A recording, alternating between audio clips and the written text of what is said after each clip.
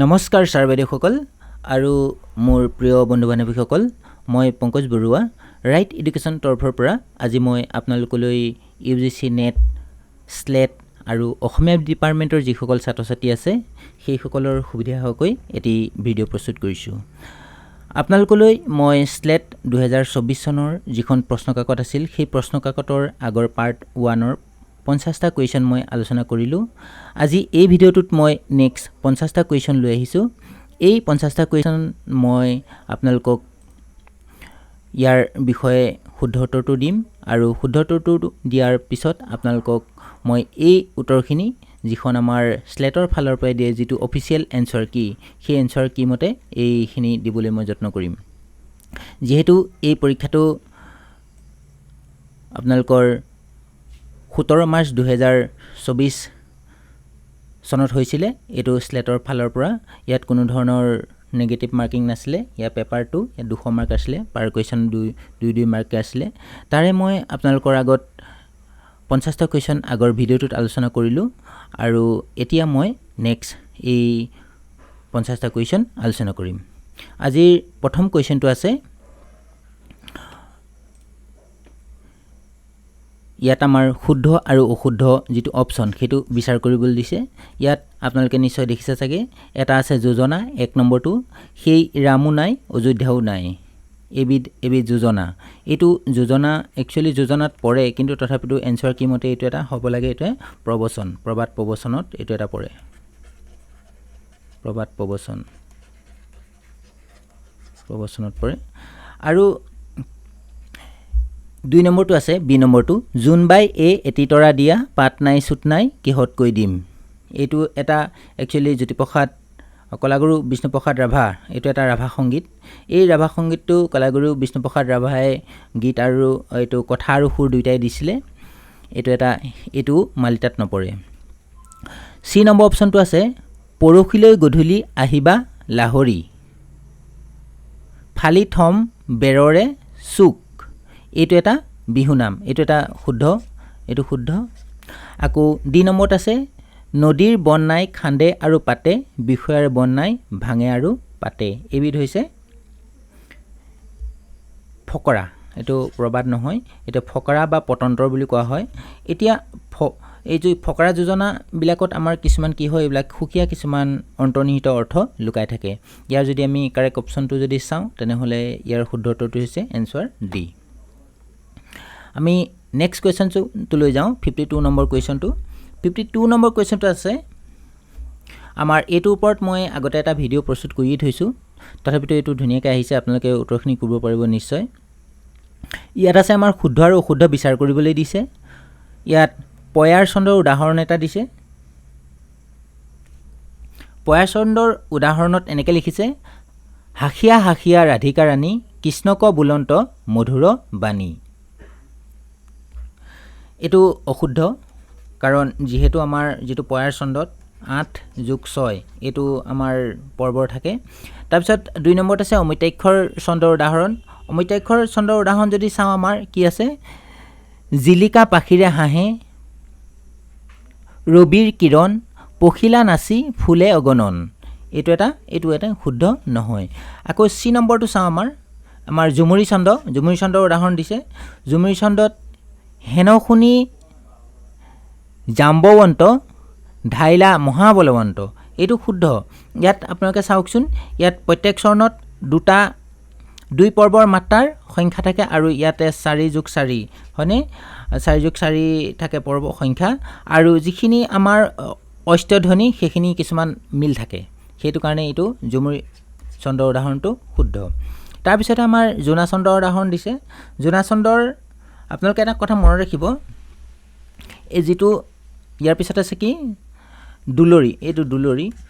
কেতিয়াবা এইটোৰ ওপৰতো আহে, দুলৰি চন্দ্ৰৰ ইয়াৰ সংখ্যা আহিব পাৰে, তেতিয়া আপোনালোকে মনত ৰাখিব 6+6+8 সমান কেইটা, 20টা, এনেকুৱা ধৰণৰ থাকে। এইখিনি মনত ৰাখিবলৈ এনেদৰে যত্ন কৰিব। আমাৰ জোনা চন্দ্ৰৰ উদাহৰণ দিছে, এইটো সমাপন শুভ কাৰ্য দিন 3 পাছে, ৰংগপুৰী বহা ঘৰ এৰি, দিহা দিহি পিতৃ মাতৃ চৰণত লভিলো আশীষ এইটো জোনাছ চন্দ্ৰৰ উদাহৰণ নহয় ইয়াৰ যদি আমি কাৰেক্ট অপশ্যনটো চাওঁ তেনেহ'লে ইয়াৰ অপশ্যনটো হৈছে চি কাৰেক্ট অপশ্যনটো চি অশুদ্ধ এইটো নেক্সট কুৱেশ্যনটো যাওঁ 53 নম্বৰ কুৱেশ্যনটো 53 নম্বৰ কুৱেশ্যনটো এনেদৰে দিছে আমাৰ কিছুমান অসমীয়া ভাষাত কম্পিত ধ্বনি এইটো শুদ্ধ ৰটো অসমীয়া ভাষাত কম্পিত ধ্বনি হয় তাৰপিছত বিটো দিছে চন্দ্ৰবিন্দু অসমীয়া ভাষাৰ শ্বাস ধ্বনি এইটো অশুদ্ধ তাৰপিছত হটো দিছে অসমীয়া ভাষাৰ উপাহিত ধ্বনি এইটো অশুদ্ধ আৰু লটো দিছে অসমীয়া ভাষাত পাৰ্শ্বিক ধ্বনি এইটো শুদ্ধ ইয়াৰ কাৰেক্ট অপশ্যনটো হৈছে এনসাৰ এ আমাৰ তাৰপিছত আমাৰ নেক্সট কুৱেশ্যনটো লৈ যাওঁ 54 নম্বৰ কুৱেশ্যনটো আছে 54 নম্বৰ কুৱেশ্যনটো আপোনালোকে ইয়াত ভাষা বিজ্ঞানৰ ওপৰত আহিছে আৰু তুলনামূলক সাহিত্যৰ ওপৰত আহিছে এইটো ইয়াত যদি চাওঁ অপশ্যনটো এনেদৰে দিছে শুদ্ধ বিচাৰ কৰিবলৈ দিছে অপশ্যন 1টো আছে তুলনামূলক বিজ্ঞান ৰচনা কৰিছে ইন্দ্ৰনাথ চৌধুৰী তুলনামূলক বিজ্ঞান ইন্দ্ৰনাথ চৌধুৰী এইটো অশুদ্ধ তুলনামূলক সাহিত্য কি ভূমিকা ৰচনা কৰিছে ভোলানাথ তিৱাৰীয়ে এইটো অশুদ্ধ কাৰণ তুলনামূলক সাহিত্য কি ভূমিকা ৰচনা কৰিছে ইন্দ্ৰনাথ চৌধুৰী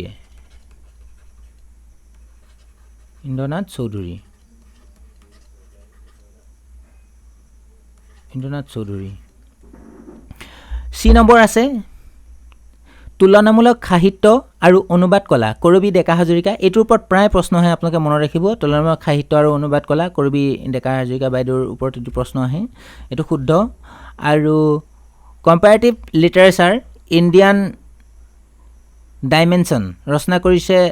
স্বপন মজুমদাৰ এইটো এটা শুদ্ধ ইয়াৰ যদি আমি কাৰেক্ট অপশ্যনটো যাওঁ অপশ্যন হৈছে চিটো ইয়াৰ শুদ্ধ উত্তৰ 55 নম্বৰ কুৱেশ্যনটো লৈ যাওঁ ইয়াতে অপশ্যন এ আছে মিচিংসকলে পূৰ্বতে অসমৰ উত্তৰে থকা পৰ্বতসমূহৰ পৰা প্ৰজনন কৰি আহিছিল এইটো শুদ্ধ উত্তৰ হয় মিচিংসকলে প্ৰথমতে কি কৰিছিলে অসমৰ উত্তৰে থকা পৰ্বতসমূহৰ পৰা প্ৰজনন কৰি আহিছিল আৰু 2 নম্বৰ অপশ্যনটো আছে মংগোলীয় জনগোষ্ঠীৰ সবাতোতকৈ ডাঙৰ বৈশিষ্ট্য হ'ল একক পৰিয়াল ব্যৱস্থা এইটো শুদ্ধ নহয় একক পৰিয়াল নাছিলে তেনেকুৱা আৰু চি নম্বৰ অপশ্যনটো আছে কাৰ্বিসকলে মৃতকৰ শ্ৰদ্ধাত পতা অনুষ্ঠানক সামাংকান বোলে এইটো ওপৰত প্ৰায় প্ৰশ্ন সেইটো মনত ৰাখিব পাৰে এইটো শুদ্ধ উত্তৰ ৰাভাসকলে বাইশু উৎসৱত পৰিৱেশন কৰা প্ৰেমৰ গীতসমূহক লালিলাং গীত বোলে এইটো এটা শুদ্ধ উত্তৰ নহয় যেহেতু আমি জানো বাইশু উৎসৱটো এটা কৃষিভিত্তিক উৎসৱ ইয়াৰ ওপৰতো কেতিয়াবা আহিব পাৰে বাইশু উৎসৱটো কি উৎসৱ তেনেকুৱা ধৰণৰ অপশ্যন পৰীক্ষাত দি দিয়ে ইয়াৰ যদি আমি কাৰেক্ট অপশ্যনটো চাওঁ তেনেহ'লে ইয়াৰ শুদ্ধ উত্তৰ হৈছে এনসাৰ বি 56 নম্বৰ কুৱেশ্যনটো আছে আমাৰ ইয়াত শুদ্ধ বিচাৰ কৰিবলৈ দিছে প্ৰথমটো আছে পদছন্দত 4টা শাৰী বা চৰণ থাকে এইটো শুদ্ধ নহয় দ্বিতীয়টো চাওঁ আমি দুলৰিত 6টা পৰ্বযুক্ত চাৰিখৰীয়া ছন্দ থাকে এইটোৰ ওপৰত মই অলপ আগত কৰিছিলোঁৱেই হেদে এইটো শুদ্ধ উত্তৰ আৰু চি নম্বৰত আছে কুসুমমালা ছন্দৰ আন এটা নাম চহিতা ছন্দ এইটো একেবাৰে অশুদ্ধ কুসুমমালা ছন্দক আপোনালোকে জানেই চাগে কুসুমমালা ছন্দ কি বুলি কোৱা হয় গুণমালা ছন্দ বুলি কোৱা হয় গুণমালা ছন্দ মই এনেদৰে লিখি দিবলৈ যত্ন কৰিছোঁ আকৌ ডি নম্বৰটো আছে অমিতাক্ষৰ ছন্দত সাধাৰণতে একোটা ভাৱ বুজোৱা বাক্য বা বাক্যাংশই একোটা শাৰী এইটো এটা শুদ্ধ যদি আমি 56ৰ কাৰেক্ট অপশ্যনটো যাওঁ অপশ্যন চিটো ইয়াৰ শুদ্ধ উত্তৰ 57 নম্বৰ কুৱেশ্যনটো লৈ যাওঁ 57 নম্বৰ কুৱেশ্যনটো দিয়া আছে এইটোৰ ওপৰতো মই আপোনালোকক অসমীয়া ভাষা আৰু অসমৰ ভাষা আৰু জনজাতীয় যিবিলাক ভাষা সেইখিনিৰ ওপৰত মই এটা ভিডিঅ' প্ৰস্তুত কৰি থৈছোঁ আপোনালোকে মোৰ UGC নেটৰ প্লেলিষ্টত গৈ লৈ এই ভিডিঅ'টো চাইলে এই প্ৰশ্নটোৰ উত্তৰ কৰিবৰ কাৰণে যথেষ্ট সুবিধা হ'ব ইয়াত অপশ্যনটো এনেদৰে দিছে বেণীমাধৱ বৰুৱাৰ মতে অসমীয়া ভাষাৰ জন্ম কামৰূপী প্ৰাকৃতৰ পৰা হৈছে এইটো শুদ্ধ দ্বিতীয়তে দি আছে গিয়াৰছনৰ মতে অসমীয়া ভাষা সৌমাৰ প্ৰাকৃতৰ পৰা উদ্ভৱ হৈছে অশুদ্ধ এইটোৰ ওপৰত আপোনালোকে জানি চাগে নিশ্চয় অপশ্যন চিটো আছে কনকলাল বৰুৱাৰ মতে অসমীয়া ভাষাৰ উদ্ভৱ পৈশাচী প্ৰাকৃতৰ অৱদান আছে এইটো শুদ্ধ অপশ্যন আৰু ডি নম্বৰ অপশ্যনটো দি আছে নাথান ব্ৰাউনৰ মতে অধানুলুপ্ত অনা আৰ্য ভাষা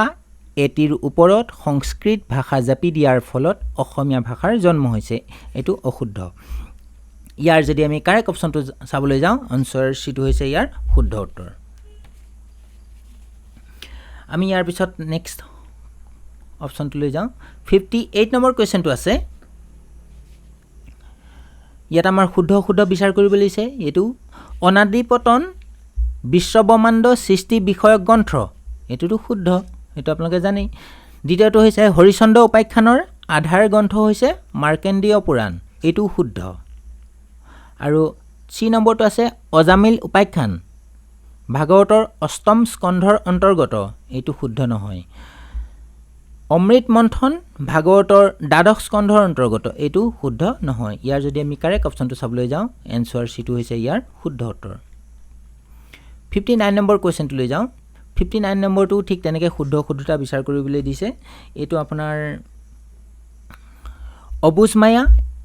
গল্পটো লেখক ৰমা দাস এইটো শুদ্ধ অবুজমায়া ৰমা দাসৰ হয় আৰু তিনিচকীয়া গাড়ী গল্পটোৰ লেখক ভৱানন্দ শইকীয়া এইটো শুদ্ধ নহয় তিনিচকীয়া গাড়ী এইখন ভৱানন্দ শইকীয়া নহয় এইখন হৈছে তিনিচকীয়া গাড়ীখন সৈয়দ আব্দুল মালিক এইটো আপোনালোকে মনত ৰাখিব তিনিচকীয়া গাড়ীৰ লেখক হৈছে কি সৈয়দ আব্দুল মালিক ভয় গল্পটোৰ লেখক হোমেন বৰগোহাঁই এইটো শুদ্ধ আৰু যিটো আমাৰ গোলাম গল্পটোৰ লেখক শিলভদ্ৰ এইটোও নহয় কাৰণ যিটো আমাৰ সৌৰভ কুমাৰ এইটো এটা গোলাম এখন হৈছে সৌৰভ কুমাৰ চলিহাৰ এখন গল্প সংকলন এইটো আপোনালোকে মনত ৰাখিব সৌৰভ কুমাৰ চলিহাৰ গল্প সংকলনৰ নাম কি গোলাম ইয়াৰ যদি আমি 59ৰ কাৰেক্ট অপশ্যনটো চাবলৈ যাওঁ এইটো হৈছে চিটো ইয়াৰ কাৰেক্ট অপশ্যন 60 কুৱেশ্যন 60 টো লওঁ 60 নম্বৰ কুৱেশ্যনটোত আছে ইয়াৰ শুদ্ধ বিচাৰ কৰিব দিছে অপশ্যন এত আছে অসমীয়া ভাষা পৰপত্যয় প্ৰধান ভাষা এইটো শুদ্ধ প্ৰস্যতালব্য অঘোষ উষ্মধ্বনি অসমীয়া ধ্বনিতত্বৰ অন্যতম বৈশিষ্ট্য এইটোতো হয়েই অসমীয়া ভাষাৰ গাঁথনিক দিশত আৰ্যভিন্ন উপাদান পোৱা যায় এইটোও শুদ্ধ প্ৰস্যতালব্য নাচিক্য ধ্বনি শব্দৰ আদি স্থানত এককভাৱে প্ৰয়োগ নহয় এইটো শুদ্ধ ইয়াৰ যদি আমি কাৰেক্ট অপশ্যনটো চাবলৈ যাওঁ এনসাৰ ইয়াৰ যদি চাওঁ আমি বিটো ইয়াৰ শুদ্ধ উত্তৰ 61 নম্বৰ কুৱেশ্যনটো যাওঁ 61 নম্বৰ কুৱেশ্যনটো আকৌ আমাক ক স্তম্ভৰ লগত খ স্তম্ভ মিলাবলৈ দিছে ইয়াত যদি আমাৰ বিয়া নাম আই নাম বিহু নামৰ ওপৰত দিছে এইটো আপোনালোকে নিশ্চয় জানেই চাগে হয়নে সোণৰে চকৰি উৰে জাকি মাৰি ৰূপৰে দুখনি পাখি চহৰ ফুৰিবলৈ আইলোক আহিছে জীৱন দান মাগিছোঁ আমি এইটো এটা কি হৈছে আই নাম এইটো এটা আই নাম আৰু দ্বিতীয়টো আছে আম মলে থোপা থুপি কদম মলে হালি বেইৰ মাজত পদ্মজলে মেঘে ঢালে পানী এইটোতো হৈছে কি এটা বিয়া নাম আমাৰ চি নম্বৰটো আছে পোৱালি হাতীৰে সুৰে সেইনো কথা শুনি কাছন কুঁৱৰীয়ে তললৈ কৰিলে মোৰ এইটো হৈছে এটা ফুল কোঁৱৰৰ গীত এইটো এটা কি ফুল কোঁৱৰৰ গীত আকৌ আমাৰ ডি নম্বৰ অপশ্যনটো আছে এটুপি পানী দি গদাক পলুৱালি সেয়েহে লওঁ তোৰ নাম এইটো এটা হৈছে বিহু নাম কাৰণ আমাৰ বিহু নামবিলাকত আমাৰ চিঙাৰ ৰসৰ প্ৰয়োগ দেখা যায় গতিকে ইয়াত আপোনাৰ দেখিছে চাগে নিশ্চয় আপুনি এটুপি পানী দি গদাক পলুৱালি সেয়েহে লওঁ তোৰ নাম আমাৰ 62 নম্বৰ কুৱেশ্যনটো যাওঁ 62 নম্বৰ কুৱেশ্যনটো দিছে আমাৰ শিলালিপিৰ ওপৰত আপোনালোকে অকণমান চাই যাব ইয়াৰ ওপৰত মই আগতেই কমিউনিটি পোষ্টত মই এই ভিডিঅ'টো এই প্ৰশ্নটো মই দিবলৈ যত্ন কৰিছিলোঁ আপোনালোকে প্ৰায়বিলাকেই বাৰু শুদ্ধ কৰিছে ইয়াত যদি আপোনালোকে জানে ইয়াত অপশ্যনটো দিছে কানাই বৰশী বোৱা শিলালিপি কানাই বৰশী বোৱা শিলালিপি কিমান শতিকা বাৰু কানাই বৰশী বোৱা শিলালিপি ত্ৰয়োদশ শতিকা তাৰপিছত উমাচল শিলালিপি হৈছে কি পঞ্চদশ শতিকাৰ তাৰপিছত বল বৰ্মাদেৱৰ পৰ্বতীয়া তম্ৰশাসন এইটো হৈছে দশম শতিকাৰ আৰু ভাস্কৰ বৰ্মাৰ যিটো দুবি শাসন এইটো হৈছে সপ্তম শতিকাৰ ইয়াৰ কাৰেক্ট অপশ্যনটো হৈছে এনসাৰ সি আমাৰ নেক্সট 63 নম্বৰ কুৱেশ্যনটো আপোনালোকক দিবলৈ যত্ন কৰিছোঁ 63 নম্বৰ কুৱেশ্যনটো আমাৰ শুদ্ধ বিচাৰ কৰিবলৈ দিছে ইয়াত আপোনালোকে চাওকচোন প্ৰথমটো আছে ভালপোৱাৰ দিকচৌ বাটেৰে এইটো কোনে লিখিছে বাৰু এইটো লিখিছে হীৰেণ ভট্টাচাৰ্যৰ আৰু সুদীৰ্ঘ দিন আৰু ঋতু নিৰ্মলপ্ৰভা বৰদলৈ বাইদেউৰ এইটো আপোনালোকে এনেদৰে যদি একদম কাৰেক্ট অপশ্যনটো যদি কোনোবা এটা জানি যায় সুদীৰ্ঘ দিন আৰু ঋতু এইটো বিষয়ে নিৰ্মলপ্ৰভা বাইদেউৰ বিষয়ে আপোনালোকে নিশ্চয় জানি চাগে ইয়াত যদি বি অপশ্যনটো আমাৰ 4 যদি বি অপশ্যনটো আমি 4 লৈ চাওঁ ইয়াত এই দুটা প্ৰশ্ন এই দুটা কোনোবা দুটা শুদ্ধ হ'ব চি আৰু ডিটো এনেকৈ আপোনালোকে এলিমিনেট কৰিব পাৰে যিকোনো এটা কুৱেশ্যন আপোনালোকে চুজ কৰিব পাৰে এতিয়া সি নম্বৰটো আছে চেৰাখালীৰ মালিতা এইটো হৈছে নলিনীধৰ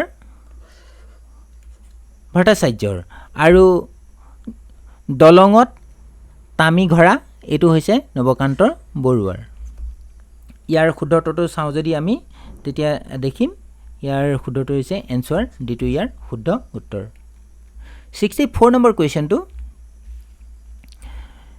64 নম্বৰ কুৱেশ্যনটো আছে আপোনালোকৰ কষ্টমৰ লগত সস্তম্ভ মিলাবলৈ দিছে ইয়াত আপোনালোকে চাওকচোন পৃথিৱীৰ অসুখ যোগেশ দাসৰ আমি সৰুৰ পৰাই পঢ়ি আহিছোঁ এইটোৰ বিষয়ে আমি জানোৱেই পৃথিৱীৰ অসুখ যোগেশ দাসৰ এই অপশ্যনটো 2 লগত মিল আছে গতিকে এইটো 2 ইয়াৰ শুদ্ধ উত্তৰ ইয়াৰ বাহিৰে বেলেগকেইটা আমাৰ অট'মেটিকেলি নিজেই হৈ যায় এইটো যদি চাওঁ আমাৰ B2 1 হয়নে B2 1 আৰু C2 4 মেঘ মল্লাৰ হৈছে চন্দ্ৰপ্ৰসাদ শইকীয়া আৰু উত্তৰায়ণ হৈছে প্ৰবীণা শইকীয়াৰ এনেদৰে আপোনালোকে প্ৰশ্নখিনি উত্তৰ কৰিব পাৰিব 65ৰ কুৱেশ্যনটো আছে তুলনামূলক সাহিত্যৰ ওপৰতে আহিছে এইটো প্ৰশ্ন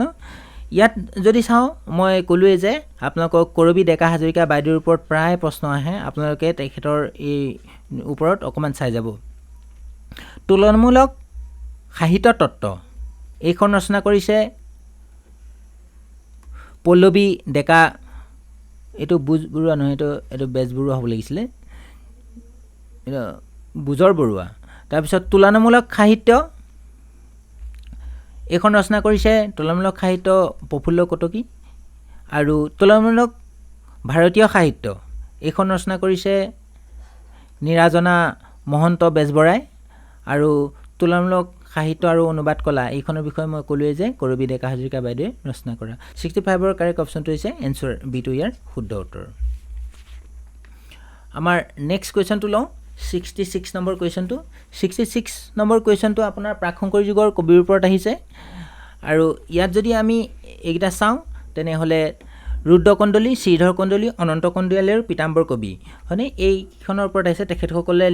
ৰচনা কৰা পুথিৰ ওপৰত আহিছে ৰুদ্ৰকণ্ডলীৰ ৰচনা হৈছে সাত্যকী প্ৰৱেশ আৰু শ্ৰীধৰ কণ্ডলীৰ হৈছে কাণখোৱা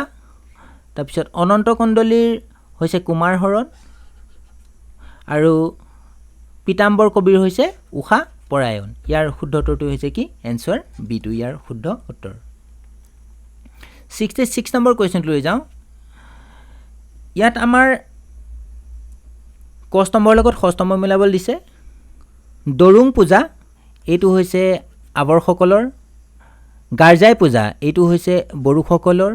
সামাংকান এইটো হৈছে কাৰ্বিসকলৰ আৰু ৱাংগালা হৈছে গাৰোসকলৰ ইয়াৰ শুদ্ধ উত্তৰটো হৈছে কি এনসাৰ 1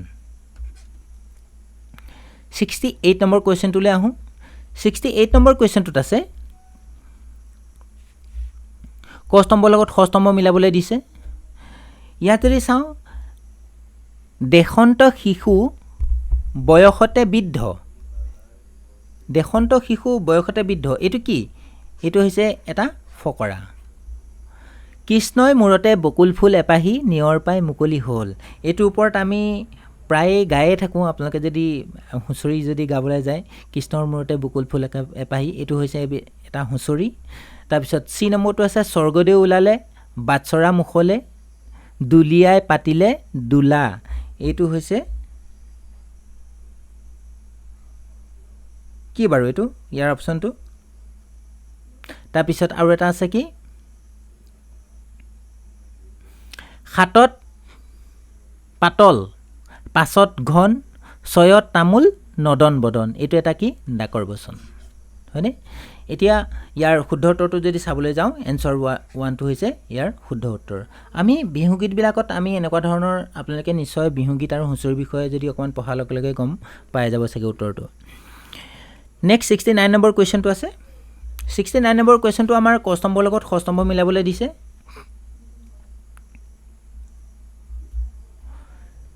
আমাৰ ইয়াত দিছে বেলিমাৰ। বেলিমাৰ হৈছে বিশ্বেশ্বৰ বৈদ্যাধীপৰ। তাৰপিছত আমাৰ বঙলা অসমীয়া অভিধান, এইখন হৈছে যদুৰাম ডেকা বৰুৱাৰ। যদুৰাম ডেকা বৰুৱাই যিখন আমাৰ অসমীয়া বঙলা অভিধান, সেইখন হৈছে আমাৰ প্ৰথম অসমীয়া অভিধান বুলি কোৱা হয়। যিহেতু তেখেতে এইখন ছপা কৰি উলিয়াব নোৱাৰিলে, কিন্তু পাছত এইখনকে পাছত এই বঙলা অসমীয়া অভিধান হিচাপে পাছত এইখন পাব্লিছ কৰা হয়। অসমীয়া অভিধান, প্ৰথম অসমীয়া অভিধানখন এইখনৰ আৰ্হিতে প্ৰস্তুত কৰা বুলি আমাৰ বহুত পণ্ডিতসকলে ক'ব বিচাৰে। চি নম্বৰটো আছে বঙলা বঙালনী নাট।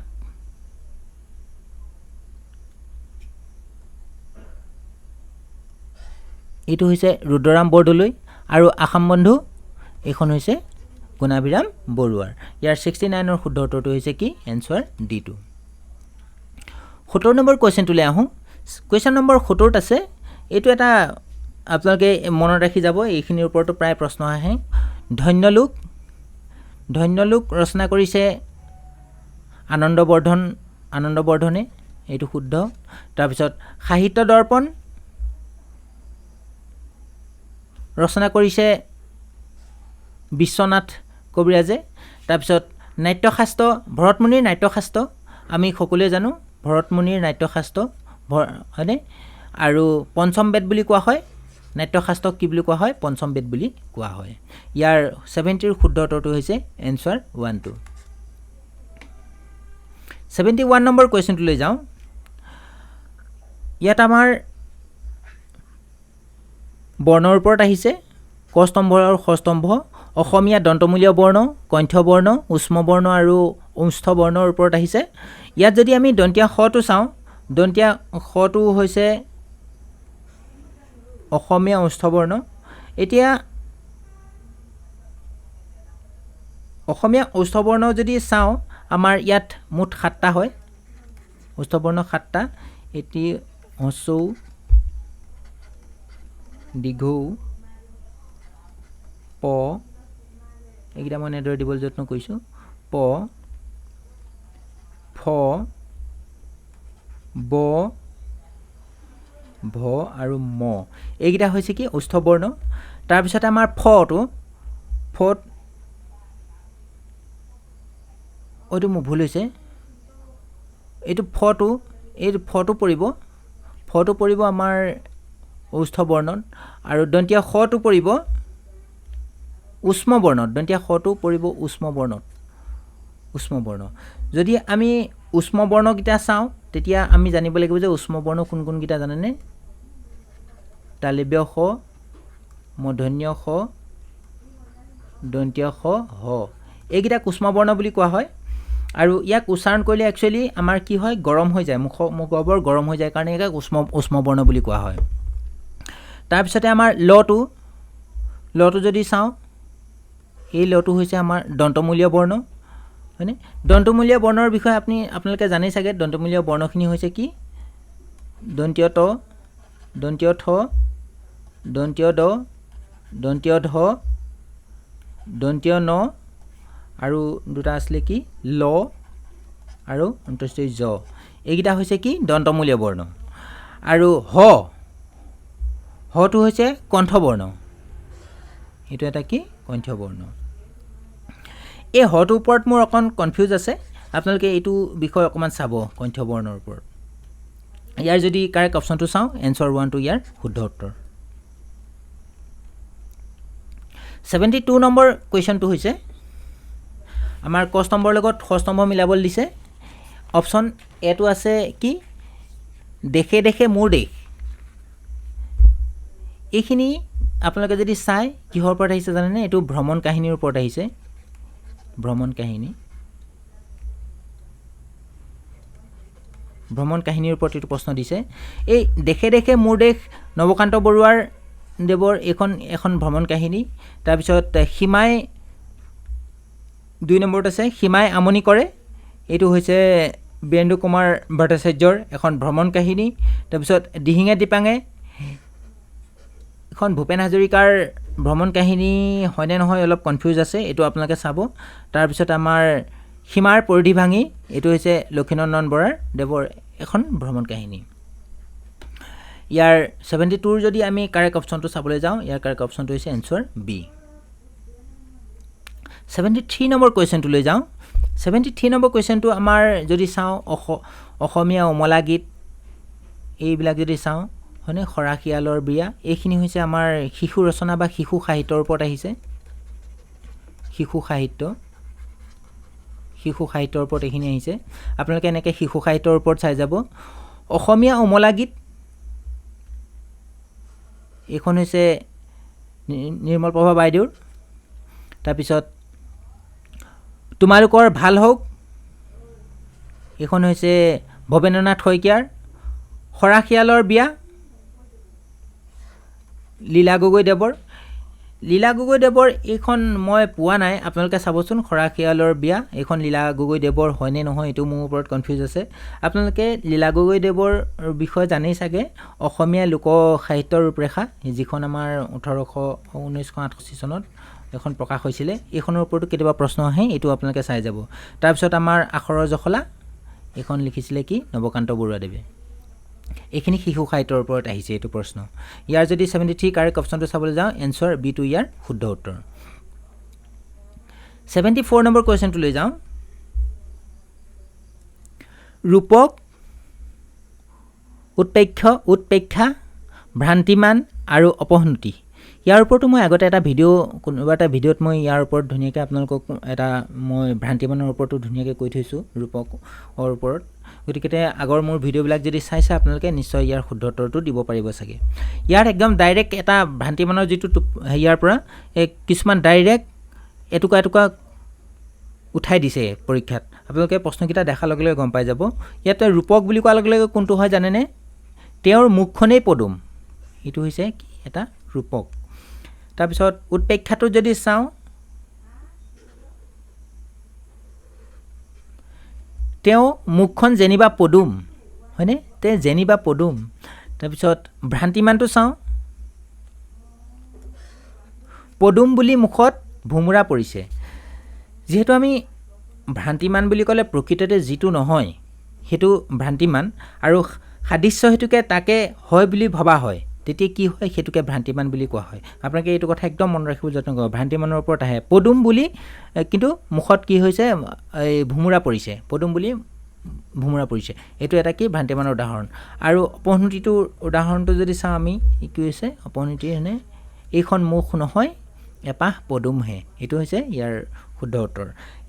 উত্তৰটো হৈছে এনচাৰ বি টো ইয়াৰ কাৰেক্ট অপশ্যন নেক্সট আছে আমাৰ 75 নম্বৰ কুৱেশ্যনটো 75 নম্বৰ কুৱেশ্যনটোৰ ওপৰত আপোনালোকে এনেকৈ চাই যাব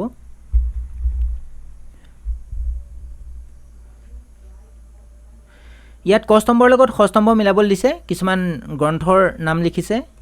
আৰু ইয়াত লেখকসকলৰ নাম দিছে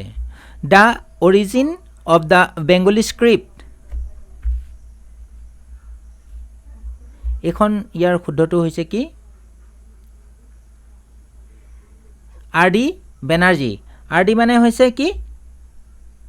ৰাখেল দাস বেনাৰ্জী এইটো আপোনালোকে মনত ৰাখিব ৰাখেল দাস বেনাৰ্জী তাৰপিছত development of script in ancient Kamrupa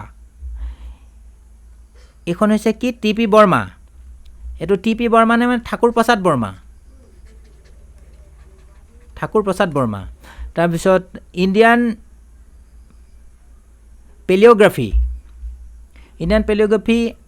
হৈছে আৰ পাণ্ডেৰ আৰু the evolution of Assamese script এইখন ৰচনা কৰিছে এম বৰা মানে কোন বাৰু জানেনে এম বৰা মানে হৈছে মহেন্দ্ৰ বৰা এইটো হৈছে কি মহেন্দ্ৰ বৰা এতিয়া এই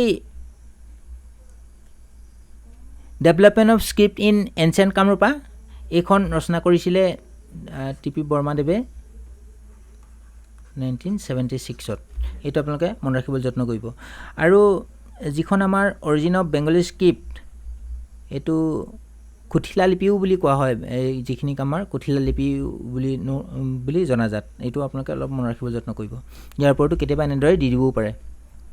ইয়াৰ যদি শুদ্ধ উত্তৰটো চাবলৈ যাওঁ এনচাৰ 1টো হৈছে ইয়াৰ কাৰেক্ট অপশ্যন 76 নম্বৰ কুৱেশ্যনটো যাওঁ 76 নম্বৰ কুৱেশ্যনটোত আছে ক স্তম্ভৰ লগত খ স্তম্ভ মিলাবলৈ দিছে মালিতাৰ ওপৰত আহিছে কৰুণ ৰসাত্মক গীতৰ ওপৰত আহিছে কৰ্ম বিষয়ক গীত এইখিনি আপোনালোকে নিশ্চয় জানেই চাগে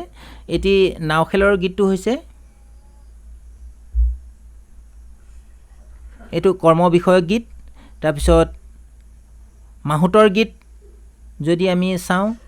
কৰুণ ৰসাত্মক গীতত পৰে তাৰপিছত যিটো মহোহো গীতটো হৈছে এটা অনুষ্ঠানমূলক গীত আৰু যিটো নাহৰৰ গীত এইটো হৈছে কি এটা মালিতা এইটো এনেদৰে মনত ৰাখিব 76ৰ কাৰেক্ট অপশ্যনটো হৈছে এনচাৰ বিটো ইয়াৰ শুদ্ধ উত্তৰ 77 নম্বৰ কুৱেশ্যনটোলৈ যাওঁ যেহেতু আপোনালোকৰ গোটেইখিনি কুৱেশ্যন মই দিবলৈ যত্ন কৰিছোঁ তাৰ ওপৰত অকণমানকৈ মই বৰ্ণনাও কৰিছোঁ গতিকে ভিডিঅ'খন দীঘল হৈছে গতিকে আপোনালোকে শেষলৈকে যদি চায় তেনেহ'লে মই ভাবোঁ কি 2024 চনৰ নেটৰ এক্সাম ক্লিয়াৰ কৰিবৰ কাৰণে আপোনালোকৰ যথেষ্ট সহায় সহযোগ হ'ব 77 নম্বৰ কুৱেশ্যনটো আহিছে সৰ্বেশ্বৰ কটকীয়ে লিখিছে প্ৰাচীন অসমীয়া লিপি নাৰায়ণ দাসে ৰচনা কৰিছে বিশ্বলিপিৰ ভূমিকা মহেশ্বৰ নেওগদেৱে ৰচনা কৰিছে প্ৰাচ্য শাসনাৱলী আৰু উপেন্দ্ৰনাথ গোস্বামীৰ অসমীয়া লিপি এইখন আপোনালোকে মনত ৰাখিবলৈ যত্ন কৰিব উপেন্দ্ৰনাথ গোস্বামীৰ অসমীয়া লিপি ৰচনা কৰিছে তেখেতে 77ৰ কাৰেক্ট অপশ্যনটো হৈছে এনচাৰ ডি টু ইয়াৰ কাৰেক্ট অপশ্যন আমাৰ নেক্সট কুৱেশ্যনটোলৈ যাওঁ 78 নম্বৰ কুৱেশ্যনটো 78 নম্বৰ কুৱেশ্যনটো আমাৰ এনেদৰে মিলাবলৈ দিছে ক স্তম্ভৰ লগত খ স্তম্ভ এতিয়া যদি আমি এইকেইখন চাওঁ ধন্য নৰতনু ভাল জাকেহি নাহিকে উপমা বন্দুকা বেহাৰ আৰু তোৰেমোৰে আলোকৰ যাত্ৰা এইখিনি শংকৰদেৱৰ জীৱনীৰ আধাৰৰ ওপৰত এইখিনি ৰচনা কৰিছে ধন্য নৰতনু ভালৰ বিষয়ে আপোনালোকে নিশ্চয় জানেই চাগে ছৈয়দ আব্দুল মালিকৰ ৰচনা এইখন এইটো এটা শুদ্ধ উত্তৰ আৰু জাকেহি নাহিকে উপমা লক্ষীনন্দন বৰাদেৱৰ তাৰপিছত আৰু যিখন বন্দুকা বেহাৰখন হৈছে মেদিনী চৌধুৰী আৰু বন্দুকা বেহাৰখন একচুৱেলি মহাপুৰুষ মাধৱদেৱৰ জীৱনীৰ ওপৰত এইখন ৰচনা কৰা হৈছে বন্দুকা বেহাৰখন এইখন মহাপুৰুষ মাধৱদেৱৰ জীৱনীমূলক এখন হেৰি হয় তাৰপিছত তোৰেমোৰে আলোকৰে যাত্ৰা এইখন ৰচনা কৰিছে চন্দ্ৰপ্ৰসাদ শইকীয়া বাইদেৱে চন্দ্ৰপ্ৰসাদ শইকীয়া বাইদেউৰ যিখন আপোনালোকে এইখনো মহাৰথীখনৰ ওপৰত আপোনালোকে মনত ৰাখি যাব মহাৰথীখন কোনে ৰচনা কৰিছে এইটো কেতিয়াবা মহাৰথী কৰ্ণৰ ওপৰত আছিলে এইখনো কোনে ৰচনা কৰিছে তেনেকৈও আপোনালোকক দিব পাৰে 79 নম্বৰ কুৱেশ্যনটোলৈ যাওঁ 79 নম্বৰ কুৱেশ্যনটো হৈছে ভাষা বিজ্ঞান ৰচনা কৰিছে উপেন্দ্ৰনাথ গোস্বামীয়ে ভাষা বিজ্ঞানৰ ভূমিকা ৰচনা কৰিছে ৰমেশ পাঠকদেৱে ভাষা বিজ্ঞানৰ উপক্ৰমণিকা ৰচনা কৰিছে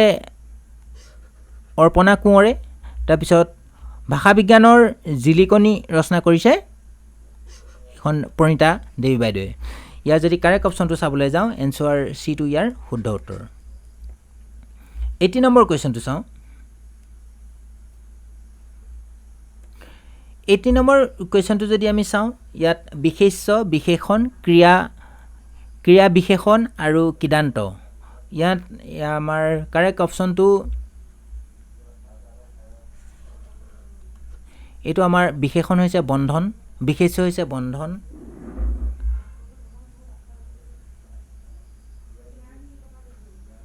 বিশেষণ হৈছে বুধিয়ক, হয়নে? ক্ৰিয়া বিশেষণ হৈছে লাহেকৈ, আৰু কিদান্ত হৈছে খাওঁতা। ইয়াৰ কাৰেক্ট অপশ্যনটো হৈছে এনচাৰ বি। ইয়াত এনচাৰ বিটো আৰু এনচাৰ ডিটো একেটাই দিছে, গতিকে আপোনাৰ যিকোনো এটা দিলেও ইয়াৰ শুদ্ধ উত্তৰ হৈ যাব। এয়া চাওকচোন, মহাৰথীৰ ওপৰত কৈছিলোঁ, এইটো মহাৰথীৰ ওপৰত আহিলেই প্ৰশ্ন। আকৌ গতিকে এনেকুৱা ধৰণৰ কেতিয়াবা উপন্যাসৰ ৰচক এনেকৈ দি দিব পাৰে, আপোনালোকে মনত ৰাখিবলৈ যত্ন কৰিব, হয়নে? মহাৰথীখন ৰচনা কৰিছিলে কোনে? এইটো চন্দ্ৰপ্ৰসাদ শইকীয়া, হয়নে? মহাৰথীখন ৰচনা কৰিছে চন্দ্ৰপ্ৰসাদ শইকীয়া, এইটোৰ ওপৰত দেখিছেনে? গতিকে এনেদৰে আপোনালোকৰ প্ৰশ্ন দি দিব পাৰে। 81ৰ কুৱেশ্যনটো আছে মহাৰথী উপন্যাসৰ ৰচক চন্দ্ৰপ্ৰসাদ শইকীয়া, তাৰপিছত আমাৰ এইখন উপন্যাস, আৰু স্বৰ্ণলতা উপন্যাসৰ ৰচক তিলোত্তমা মিশ্ৰ, তাৰপিছত গৰমা কুঁৱৰীৰ ৰচক নৱকান্ত বৰুৱা, আৰু মৰিয়া হোলাৰ ৰচক জয়ন্ত মাধৱ বৰাৰ। ইয়াৰ 81ৰ কাৰেক্ট অপশ্যনটো হৈছে কি? এনচাৰ চিটো ইয়াৰ শুদ্ধ উত্তৰ। তাৰপিছত যাওঁ আমি 82 নম্বৰ কুৱেশ্যনটোলৈ। আপোনালোকে অসমীয়া ভাষাৰ ইতিহাস এইখনৰ ওপৰত জানেই চাগে। অসমীয়া ভাষাৰ ইতিহাস ৰচনা কৰিছে ৰমেশ্বৰ পাঠকদেৱে, হয়নে? আৰু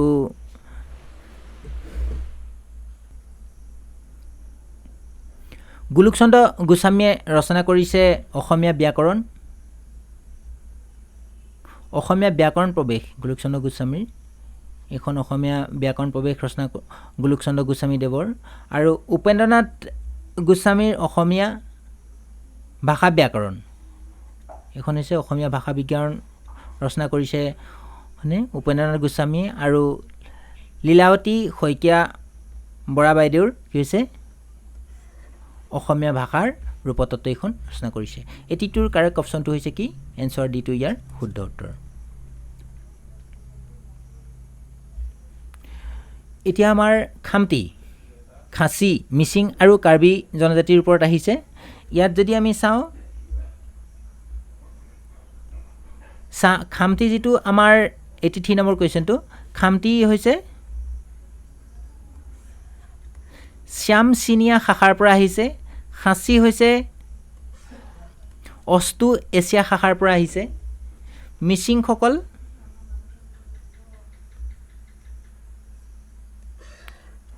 উত্তৰ অসম শাখাৰ পৰা আহিছে,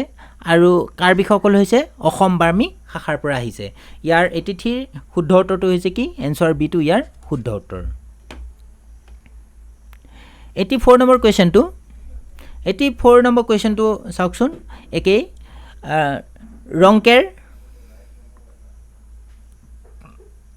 ৰংকেৰ হ'ল কাৰ্বিসকলৰ, তাৰপিছত ৰংচুগালা হ'ল গাৰোসকলৰ, তাৰপিছত তিজ আৰু তিহাৰ এইটো হৈছে নেপালীসকলৰ। কেতিয়াবা এইটোৰ ওপৰতো আহে, তিজ বা তিহাৰ বুলিও দি দিব পাৰে। এইটো বাহা পৰৱটো হৈছে কি? চাওতালসকলৰ। 84ৰ কাৰেক্ট অপশ্যনটো হৈছে কি? এনচাৰ ডিটো ইয়াৰ শুদ্ধ উত্তৰ। ইয়াত আমাৰ উক্তি আৰু যুক্তি বিচাৰ কৰিবলৈ দিছে। উক্তিটো আমি পঢ়াৰ পিছত কিয় বুলি প্ৰশ্ন কৰিব লাগে। তেতিয়া যদি আমি চাওঁ, প্ৰথমটো কপনি, জাননী, উজনি, নামনি, বুজনি আদিক সমবৰ্গীয় শব্দ সাধনমূলক শ্ৰেণীত ধৰা হয়। এইটো অশুদ্ধ, এইটো শুদ্ধ নহয়। আৰু কপ, জান, ভজ, নাম, বুজ আদি ধাতুৰ লগত তদ্ধিক প্ৰত্যয় যোগ হৈ নতুন বিশেষ্য পদ গঠন হয়। এইটো শুদ্ধ নহয়। গতিকে ইয়াৰ অপশ্যনটো 1, উক্তি যুক্তি দুয়োটাই অশুদ্ধ। ইয়াৰ পিছত চাম আমি 86 নম্বৰ প্ৰশ্নটো আছে এই এনেকুৱা আপোনালোকৰ উক্তি আৰু যুক্তি প্ৰশ্ন প্ৰায় দিব পাৰে এইখিনি আপোনালোকে মনত ৰাখিব বা আপোনালোকে এইখিনি যদি অকমান খুব খৰচীমাই যিখিনি পঢ়ে যদি কণ্টেণ্টবোৰ পঢ়ে তেনেহ'লে উত্তৰ দিবলৈ যথেষ্ট সুবিধা হয় ইয়াত প্ৰথমটো দিছে উক্তি আৰু যুক্তি দিছে মিছনাৰীসকলে অসমীয়া ভাষাক এটা সুৰ শিকাই গ'ল এইটো ভাৰতীয় সুৰ নহয় বিলাতী সুৰ এইটো শুদ্ধ কাৰণ মিছনাৰীসকলে অসমীয়াক যথেষ্টখিনি অৱদান আগবঢ়াই থৈ গৈছে যুক্তিটো চাওঁ অসমীয়া ভাষাৰ প্ৰতিষ্ঠাৰ ক্ষেত্ৰত মিছনাৰীসকলৰ অৱস্থান অপৰিসীম এইটো শুদ্ধ কাৰণ কিয় বুলি কোৱাৰ লগে লগে যাওঁ অপৰিসীম কাৰণ তেখেতসকলৰ বৰঙণি যথেষ্ট আছে গতিকে উক্তি যুক্তি দুইটাই শুদ্ধ ইয়াৰ অপশ্যনটো ডিটো হৈছে ইয়াৰ শুদ্ধ উত্তৰ 87 নম্বৰ কুৱেশ্যনটো চাওঁ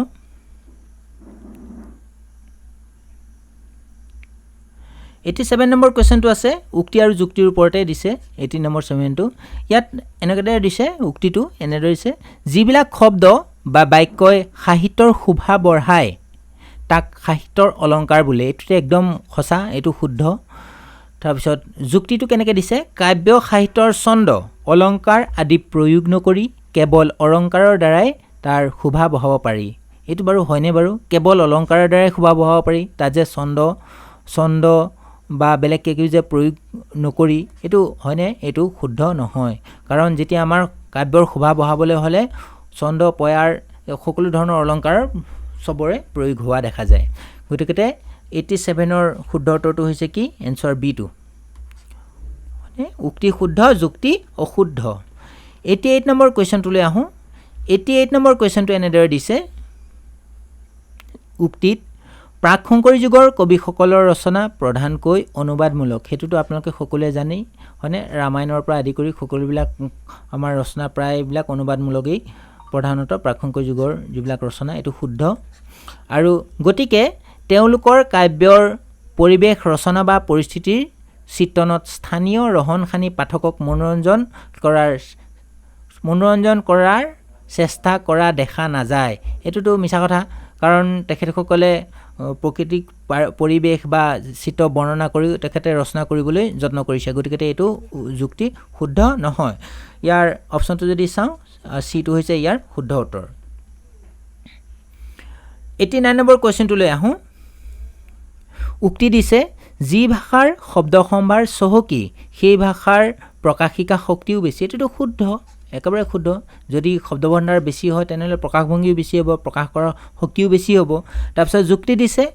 ভাষাৰ প্ৰকাশিকা শক্তি প্ৰধানকৈ শব্দ ভণ্ডাৰৰ ওপৰত নিৰ্ভৰ কৰে এইটো একদম সঁচা শুদ্ধ গতিকে উক্তি যুক্তি দুইটাই কাৰণ শব্দ সম্ভাৰ ওপৰত যদি নাথাকে তেনেহ'লে আমাৰ কেনেকৈ প্ৰকাশ কৰিব বাৰু হয়নে এইটো ইয়াৰ কিয় বুলি কৈ যদি প্ৰশ্ন কৰোঁ ইয়াৰ শুদ্ধ উত্তৰ 89ৰ শুদ্ধ উত্তৰটো হৈছে এনসাৰ 1 টো উক্তি আৰু যুক্তি দুইটাই শুদ্ধ আমাৰ 90 নম্বৰ কুৱেশ্যনটো ইয়াৰ পিছত আমাৰ 10টা কুৱেশ্যন আছে এই 10টা কুৱেশ্যনৰ পিছতে মই ভিডিঅ'টো শেষ কৰিম ইয়াত আমাৰ 90 নম্বৰ কুৱেশ্যনটো আছে ইয়াত উক্তি যুক্তিয়ে দিছে আপোনালোকে চাওকচোন মূল লেখতকৈ অনুবাদৰ দায়িত্ব কম এইটো হয় জানো বাৰু কাৰণ মূল লেখতকৈ অনুবাদকসকলৰ দায়িত্ব যথেষ্ট বেছি কাৰণ অনুবাদকে মুক্ত মনেৰে মূল লেখকৰ লেখা এটাৰ ওপৰত কলম চলাব পাৰে এইটোতো মূল মুক্ত মনেৰে যে লেখকৰ ওপৰত কলম চলাব পাৰে কোনো ধৰণৰ কথা নহয় উক্তি আৰু যুক্তি দুইটাই অশুদ্ধ ইয়াৰ শুদ্ধ উত্তৰটো হৈছে কি এনসাৰ 1 টো হৈছে ইয়াৰ শুদ্ধ উত্তৰ 91 নম্বৰ কুৱেশ্যনটো আছে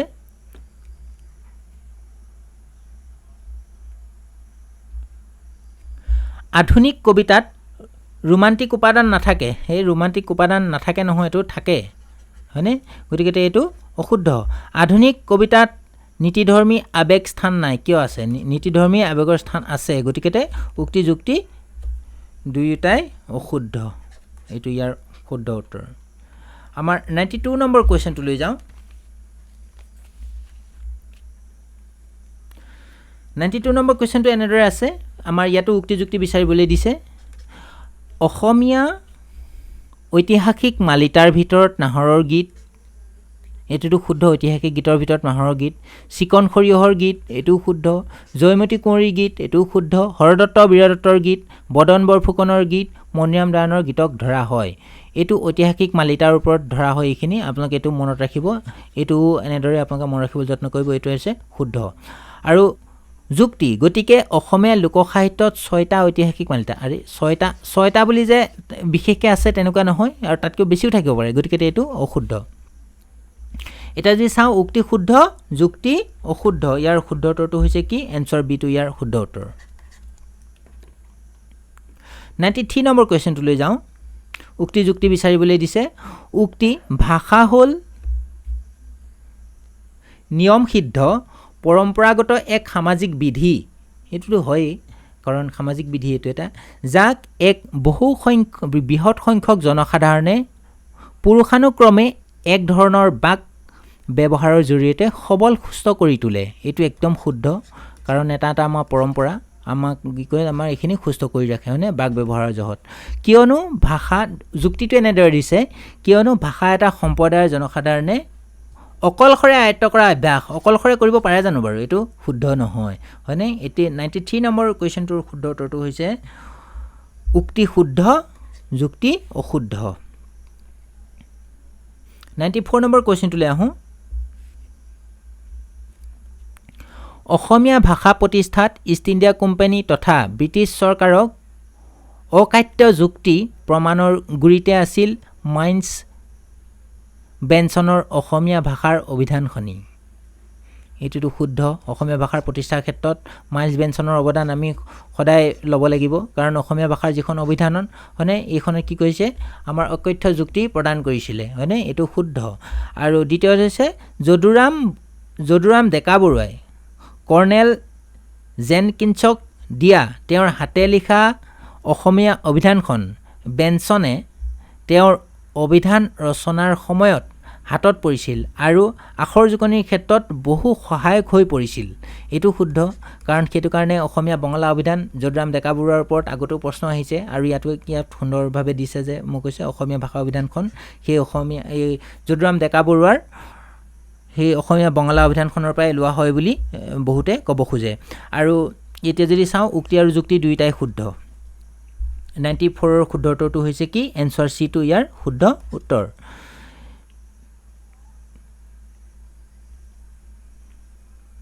95 নম্বৰ কোৱেশ্চনটোলৈ আহোঁ 95 নম্বৰ কোৱেশ্চনটো যুক্তি উক্তি আৰু যুক্তি দিছে উক্তি 1ত আছে কি মাৰ্কিন মিছনেৰীসকলে বংগদেশৰ শ্ৰীৰামপুৰৰ মিছনেৰী প্ৰেছত প্ৰথমে অসমীয়া পুথি ছপাবলগীয়া হোৱাত বঙলা আখৰতে অসমীয়া পুথি ছপায় এটো শুদ্ধ কাৰণ সেইটো সময়ত আমাৰ অসমত কি হৈছে আমাৰ প্ৰেছৰ ব্যৱস্থা নাছিল প্ৰথম অসমীয়া প্ৰেছ আমাৰ পাছত প্ৰতিষ্ঠা কৰিছিল শিৱসাগৰত কেতিয়াবা আপোনালোকৰ আহিব পাৰে হয়নে শিৱসাগৰ প্ৰথম আমাৰ অসমীয়া প্ৰেছ প্ৰতিষ্ঠা কৰিছিলে আৰু দ্বিতীয় যুক্তিটো দিছে এই বঙলা আখৰৰ ছপোৱা পুথিত সকলোবোৰ পুৰণি অসমীয়া আখৰ দেখা পোৱা যায় এটো শুদ্ধ নহয় কাৰণ এটা যদি চাওঁ উক্তি শুদ্ধ যুক্তি অশুদ্ধ ইয়াৰ শুদ্ধ উত্তৰটো হৈছে কি এনসাৰ সি টো ইয়াৰ শুদ্ধ উত্তৰ তাৰপিছত আমি যাওঁ নেক্সট 96 নম্বৰ কোৱেশ্চনটোলৈ 96 নম্বৰ কোৱেশ্চনটো আমাৰ উক্তি আৰু যুক্তি দিছে ইয়াত চাওঁ উপমেয়ক উক্তিটো এনেদৰে দিছে উপমেয়ক উপমান বুলি সন্দেহ হুচুৱাকে সন্দেহ অলংকাৰ বোলে হয় কাৰণ কি হয় আমাক যেটা উপমেয়ক উপমান বুলি যেতিয়া সন্দেহ কৰা হয় তেতিয়া এটি সন্দেহ অলংকাৰ হয় এটো শুদ্ধ আকৌ ৰাতি গছৰ মূঢ়া এটা দেখি সেইটো ভূত নেকি বুলি স্বভাৱতে যি সন্দেহ প্ৰকাশ হয় তাকে সন্দেহ অলংকাৰ বোলে এটো অশুদ্ধ কাৰণ এটো হৈছে ভ্ৰান্তিমান এটা হয়নে এটো সন্দেহ অলংকাৰ নহয় এটো হৈছে ভ্ৰান্তিমানত পৰে এটো অশুদ্ধ এটা যদি 96 টো চাওঁ উক্তি শুদ্ধ যুক্তি অশুদ্ধ 97 নম্বৰ কোৱেশ্চনটো লৈ চাওঁ আমাৰ আৰু তিনটা কোৱেশ্চন আছে উক্তি আৰু যুক্তি বিচাৰিবলৈ দিছে ইয়াত পৰ্যালোচনা কৰিবলৈ দিছে ভাষাই অৰ্থাৎ ভাষা বিশেষৰ গঠনেহে ব্যাকৰণৰ ৰূপ নিৰ্ণয় কৰে এটো শুদ্ধ হয়নে বাৰু আমাৰ ভাষা বিশেষৰ গঠনেৰে হয়নে ব্যাকৰণৰ ৰূপ নিৰ্ণয় কৰে এটো শুদ্ধ ইয়াত যদি যুক্তি চাওঁ ব্যাকৰণেহে ভাষাৰ গঠনক অনুকৰণ কৰে ভাষাই ব্যাকৰণক নকৰে এটোটো শুদ্ধ হয়নে ভাষাই ব্যাকৰণক কৰিব জানো বাৰু নে ব্যাকৰণ লিখিবৰ কাৰণে ভাষা লাগিব হয়নে এটো যদি উক্তি আৰু যুক্তি যদি চাওঁ ভাষাটোৰ কথা কৈছে ইয়াত ভাষাৰ ব্যাকৰণৰ ওপৰত কথা কৈছে কিয় বুলি কোৱাৰ লগে লগে আমাৰ ইয়াত শুদ্ধ উত্তৰটো আহিছে গতিকে উক্তি আৰু যুক্তি দুইটাই শুদ্ধ 97 ৰ শুদ্ধ উত্তৰটো হৈছে কি এনসাৰ ইয়াৰ ডি টো ইয়াৰ শুদ্ধ উত্তৰ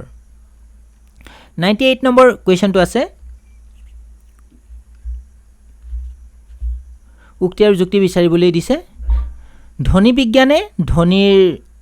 উৎপাদনত বাগিন্দ্ৰিয়ৰ কাম সম্পৰ্কে আলোচনা কৰে হয়নে বাৰু ধ্বনি বিজ্ঞানত কাৰণ বাগিন্দ্ৰিয়ৰটো ব্যৱহাৰ হ'বই গতিকে এইটো এটা উক্তিটো শুদ্ধ আৰু যদি চাওঁ কোনো এটা ভাষাত উচ্চাৰিত বাগধ্বনি আৰু এইবোৰৰ প্ৰয়োগ আৰু পৰিৱৰ্তন সম্পৰ্কে ধ্বনি বিজ্ঞানৰ আলোচনাই সামৰি লয় হয়নে বাৰু ধ্বনি বিজ্ঞানৰ ইয়াৰ পৰিৱৰ্তন সম্পৰ্কে প্ৰয়োগ আৰু পৰিৱৰ্তনৰ সম্পৰ্কে হয়নে কোনো ভাষাৰ উচ্চাৰিত বাগধ্বনি এইবিলাক বাগধ্বনি আৰু এইবোৰৰ প্ৰয়োগ সম্পৰ্কে ধ্বনি বিজ্ঞানে সামৰি লয় জানো বাৰু এইটো অশুদ্ধ যুক্তি শুদ্ধ উক্তি শুদ্ধ যুক্তি অশুদ্ধ ইয়াৰ শুদ্ধ উত্তৰটো হৈছে এনসাৰ সিটো ইয়াৰ শুদ্ধ উত্তৰ আমি আহো 99 নম্বৰ কুৱেশ্যনটোলৈ 99 নম্বৰ কুৱেশ্যনটো এনেদৰে দিছে উক্তি আৰু যুক্তি সত্যনাথ বৰাক অসমীয়া সাহিত্যৰ বেকন বুলি আখ্যা দিয়া হয় এটোতো আপোনালোকে জানে অসমীয়া সাহিত্যৰ বেকন বুলি কোৱাৰ লগে লগে কাৰ নাম লিখিব লাগিব সত্যনাথ বৰাৰ হয়নে এই বেকনটো হৈছে কেতিয়াবা সত্যনাথ বৰাৰ সৰ্বনাম বেকন বুলি এনেকৈ দি দিব পাৰে আপোনালোকে এইটো মনত ৰাখিব কাৰণ এইবিলাকৰ সৰ্বনামৰ ওপৰত প্ৰায় প্ৰশ্ন আহে আপোনালোকে মনত ৰাখিবলৈ যত্ন কৰিব এই বেকন বুলি কোনে কৈছিলে বাৰু জানেনে এই প্ৰথম মহেশ্বৰ নেওগদেৱে সত্যনাথ বৰাক হয়নে এক বেকন বুলি ইংৰাজী সাহিত্যৰ বেকন বুলি কৈছিলে তেখেতক তাৰপিছত কি হৈছিলে তেখেতক ডক্টৰ সত্যনাথ শৰ্মাই কি কৈছিলে তেখেতৰ লেখন শৈলীক বেকন বা চেমুৱেল কেতিয়াবা এনেকুৱা আহিব পাৰে চেমুৱেল স্মাইলৰ লগত তুলনা কৰিছে এই বেকন সত্যনাথ বৰাদেৱক তাৰপিছত আমি যুক্তিটো চাওঁ সত্যনাথ বৰাই বেকনৰ সকলোবোৰ ৰচনা ইংৰাজী ভাষাৰ পৰা অসমীয়া ভাষালৈ অনুবাদ কৰিছে সকলোবোৰ ৰচনা অনুবাদ কৰিছে হয়নে বাৰু এইটো নহয় গতিকে উক্তি শুদ্ধ যুক্তি অশুদ্ধ 99ৰ শুদ্ধ উত্তৰটো হৈছে কি এনসাৰ 1 টো ইয়াৰ শুদ্ধ উত্তৰ আমি আজিৰ ভিডিঅ'ৰ শেষৰটো প্ৰশ্ন লৈ আহিছোঁ শেষৰ 1 নম্বৰ কুৱেশ্যনটো আছে উক্তি আৰু যুক্তি বিচাৰিবলৈ দিছে অসমীয়া ভাষাৰ লিখিত স্বৰ আৰু ব্যঞ্জন সমূহ সংস্কৃত ভাষাৰ অনুকৰণত কৰা হৈছে যদিও সংস্কৃত বৰ্ণৰ লগত অসমীয়া বৰ্ণৰ পাৰ্থক্য যথেষ্ট আছে কাৰণ এইটো শুদ্ধ হয়নে বাৰু অনুকৰণটো কৰিছেই কাৰণ ইয়াৰ পিছত যুক্তি দিছে কি সংস্কৃতত যিবোৰ স্বৰবৰ্ণ আৰু ব্যঞ্জন বৰ্ণ উচ্চাৰিত হৈছিল আখৰো সিমানেই আছিল অৰ্থাৎ উচ্চাৰিত বৰ্ণ আৰু আখৰৰ মাজত সম্বন্ধ অটুট আছিল কাৰণ এইটো এটা শুদ্ধ আপোনালোকে জানেনে বাৰু বিশিষ্ট অসমীয়া ভাষাত বিশিষ্ট স্বৰধ্বনি কেইটা আৰু বিশিষ্ট ব্যঞ্জন ধ্বনি কেইটা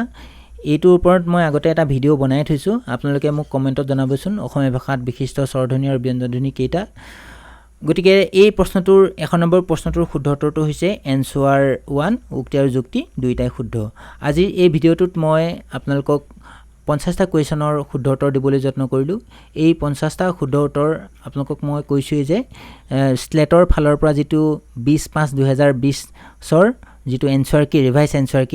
এনসাৰ কি মতে আপোনালোকক দিবলৈ যত্ন কৰিছোঁ ইয়াত হয়তো কিছুমান উত্তৰ দিওঁতে হয়তো দুই এটা ক'ৰবাত খেলিমেলি হ'ব পাৰে বা সেইখিনি আপোনালোকে মোক কমেণ্টত গৈ জনাব আৰু যাতে মই পিছৰ ভিডিঅ'ত যাতে মই আপোনালোকক খুব সুন্দৰভাৱে ভিডিঅ'খিনি দিবলৈ সক্ষম হওঁ তেনেহ'লে ভিডিঅ'টো শেষলৈকে চোৱাৰ বাবে আপোনালোকক বহুত ধন্যবাদ জনাইছোঁ আৰু এটা কথা আপোনালোকে যদি UGC নেটৰ আপোনালোকৰ ৰিভাইজ কি বুলি কয় এডভান্স চিটিৰ বিষয়ে যদি চাবলৈ বিচাৰে তেনেহ'লে UGC ইউনিভাৰ্চিটি গ্ৰেণ্ট কমিশ্যনৰ যিটো আমাৰ অফিচিয়েল ৱেবছাইটত গৈ আপোনালোকে চাব পাৰিব আৰু নেটৰ যদি কিবা নটিফিকেশ্যন লাগে আপোনালোকৰ slate.any.online.co.in এই অফিচিয়েল ৱেবছাইটত গৈ লৈ আপোনালোকে সেই ডিটেইলছখিনি চাব পাৰিব গতিকে আজিৰ ভিডিঅ'টো শেষলৈকে চোৱাৰ বাবে আপোনালোকক বহুত ধন্যবাদ জনাইছোঁ লগতে এই আমাৰ ৰাইট এডুকেশ্যন নামৰ চেনেলটো আপোনালোকে ছাবস্ক্ৰাইব কৰি লগৰ বন্ধু বান্ধৱীবিলাকক আমাৰ এই ভিডিঅ'ৰ বিষয়ে অসমীয়া ভাষাৰ যিখিনি আমাৰ সাহিত্যৰ ওপৰত মই যিখিনি প্ৰশ্ন দিবলৈ মই বিচাৰোঁ সেইখিনি লগৰ বন্ধু বান্ধৱীবিলাকক শ্বেয়াৰ কৰিব আৰু ভিডিঅ'টো লাইক কৰি দিব থেংক ইউ